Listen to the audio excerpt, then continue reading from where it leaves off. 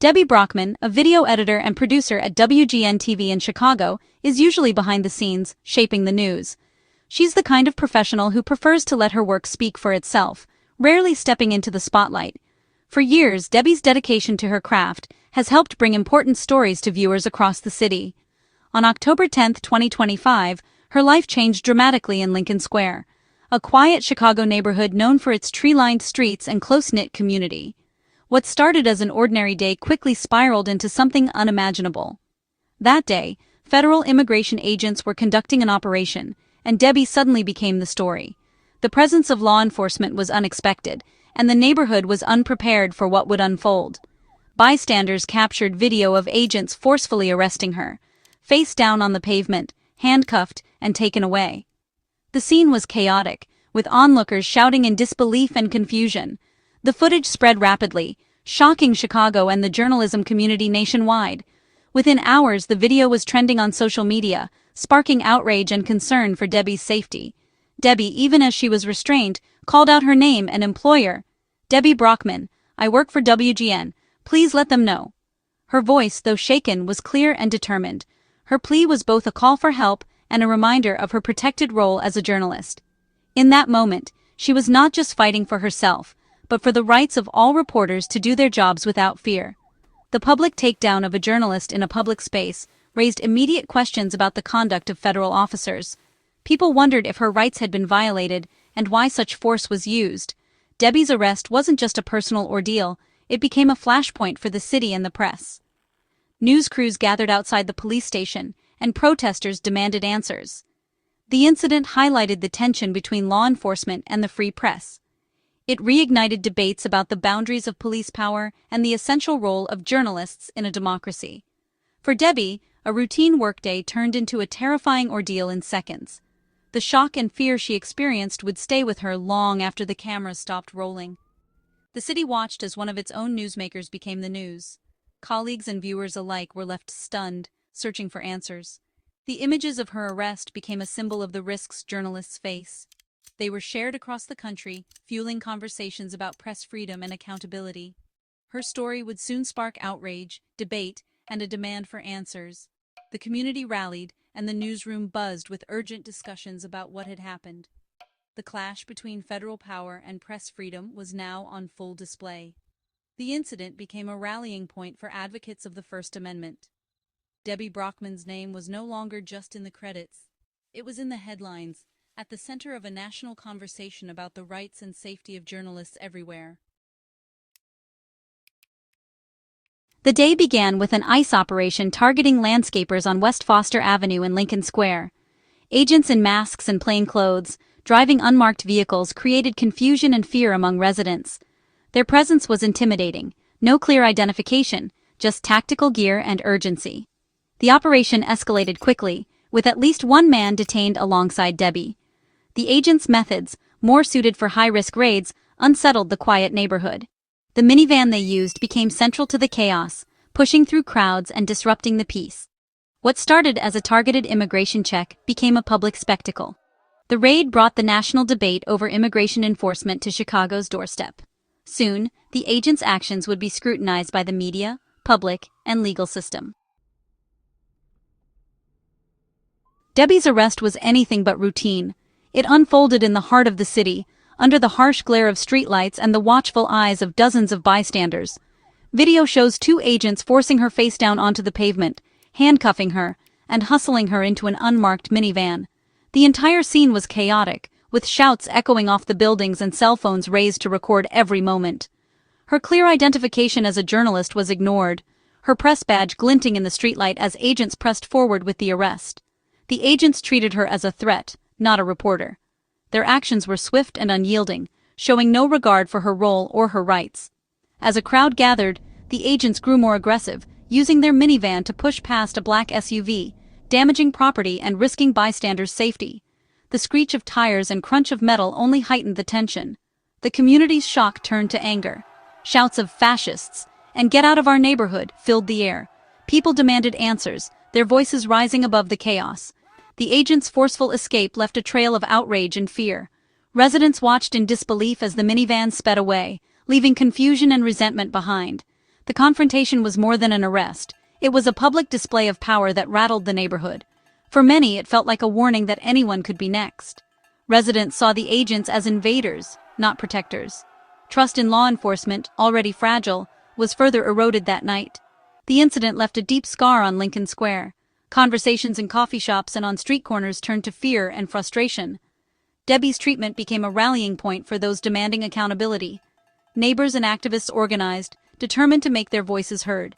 The event was a stark reminder of the risks journalists face on the job. Covering the news can mean becoming the story, especially when rights are ignored. The community's response was immediate and passionate. Protests erupted, with people demanding justice and transparency from those in power. The story was no longer just about immigration.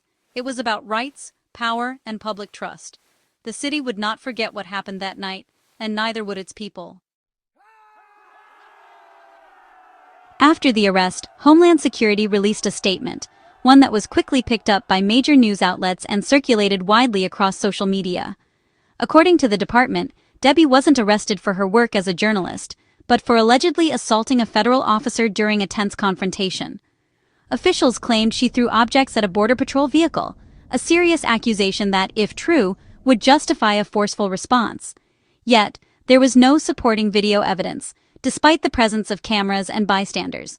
The department justified the agents' use of force, insisting they felt threatened by what they described as a hostile and unpredictable crowd. Their spokesperson explained that the agents' aggressive driving and rapid departure from the scene were necessary to ensure their own safety and prevent escalation. Despite these claims, Debbie was released from custody within just a few hours, and ultimately, no charges were filed against her. The lack of prosecution led many to question the credibility of the official story, fueling speculation and skepticism among both journalists and the public.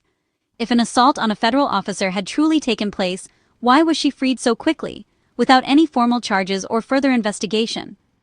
WGN, her employer, immediately began searching for additional footage and eyewitness accounts to clarify what really happened that day.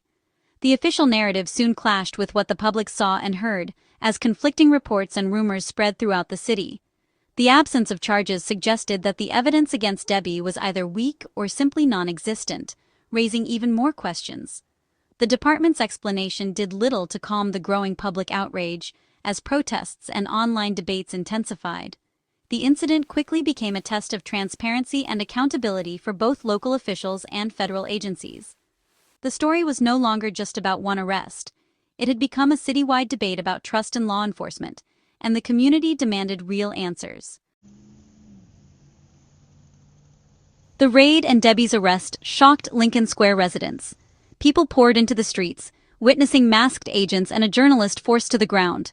Outrage was immediate. Neighbors felt their community was under siege. Nancy Molden, a longtime resident, called it the most frightening thing I have seen in Chicago. The crowd's anger was palpable. Shouts of "fascists" and "get out" echoed through the neighborhood. The agents were seen as an occupying force, not law enforcement. The event shattered the community's sense of safety. The raid brought the national immigration debate into their daily lives. Activists and residents united, seeing the arrest as evidence of federal overreach. The incident galvanized opposition to ICE tactics. The community's response was a rallying cry for justice and change. The divide in the city deepened. Debbie's arrest was part of a larger pattern, months of protests and tension in Chicago over federal immigration enforcement. Activists had organized rallies and marches, opposing ICE raids and supporting immigrants.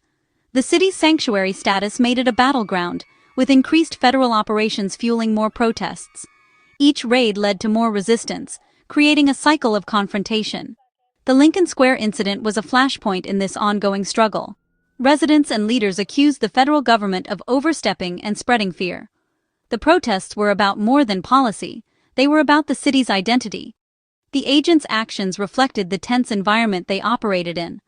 Debbie's arrest became a symbol of the broader conflict between federal power and local resistance. The city's frustration had reached a boiling point. Debbie's arrest came just one day after a federal judge issued a restraining order against federal agents in Chicago.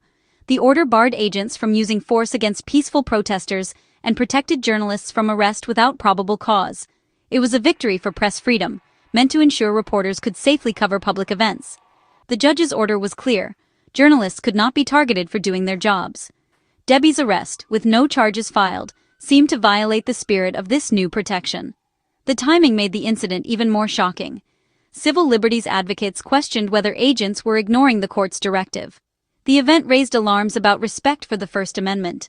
The legal system's authority was now in the spotlight.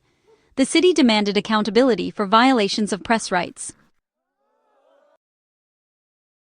Just days before Debbie's arrest, prosecutors dropped all charges against anti-ICE protesters in Chicago. A federal grand jury found insufficient evidence to indict them for assaulting federal agents. This legal setback for prosecutors showed how hard it is to convict protesters in chaotic situations. The precedent likely influenced the quick release of Debbie and the lack of charges.